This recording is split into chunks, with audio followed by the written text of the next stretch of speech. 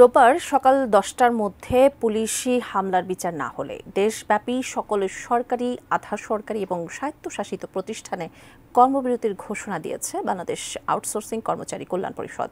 এর আগে বিকেলে তারা জাতীয় প্রেসক্লাবের সামনে সড়ক অবরোধ করলে পুলিশ জলকামান ও সাউন্ড গ্রেনেড নিক্ষেপ করে সরিয়ে দেয় তাদের।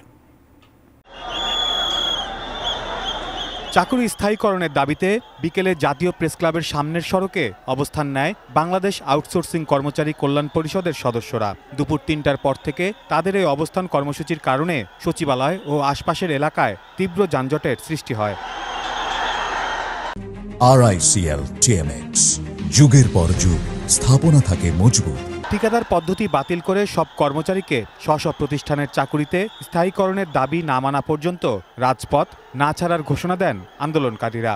ঠিকাদার প্রথা বাতিল করে আমাদেরকে স্ব পদে বয়স শিথিল করে স্থায়ীকরণের এক দফা দাবি নিয়ে আমরা আজকে আমাদের এই টাকাতে আমার বউ বলামন চলে না, আমরা অনেক কষ্টে আছি। এই সরকারের নতুন সরকার, আমাদের দাবি একটাই, সরকারি করতে হবে। অনেকভাবে আমাদের টাকা নেয় কিন্তু আমাদের টাকা দেয় না। আমাদের বেতন হয় 24,000 টাকা কিন্তু আমাদের বেতন দেয় 18,600 টাকা। কর্মসূচিতে অংশ নেন সারা দেশ থেকে আসা সরকারি বেসরকারি বিভিন্ন প্রতিষ্ঠানে আউটসোর্সিং হিসেবে কর্মরত কয়েকশো কর্মকর্তা কর্মচারী। এ সময় জনভোগান্তি এড়াতে সড়ক ছেড়ে দেওয়ার জন্য বারবার অনুরোধ করে পুলিশ। এক পর্যায়ে আন্দোলনকারীদের ওপর জল কামান দিয়ে পানি এবং সাউন্ড গ্রেনেড নিক্ষেপ করে পুলিশ। এ সময় আহত হন বেশ কয়েকজন, আটক করা হয় আরও কয়েকজনকে। পুলিশের দাবি, জনভোগান্তি এড়াতেই আন্দোলনকারীদের রাজপথ থেকে সরিয়ে দেওয়া হয়েছে। জনদুর্ভোগ হচ্ছে, রাস্তা কিন্তু তারা কোনোভাবে রাস্তা ছাড়বে না।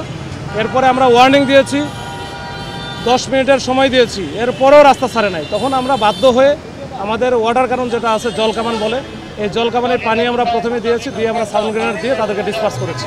পরে রাতে ঢাকা রিপোর্টার্স ইউনিটির সামনে সংবাদ সম্মেলন করে বাংলাদেশ আউটসোর্সিং কর্মচারী কল্যাণ পরিষদের সদস্যরা।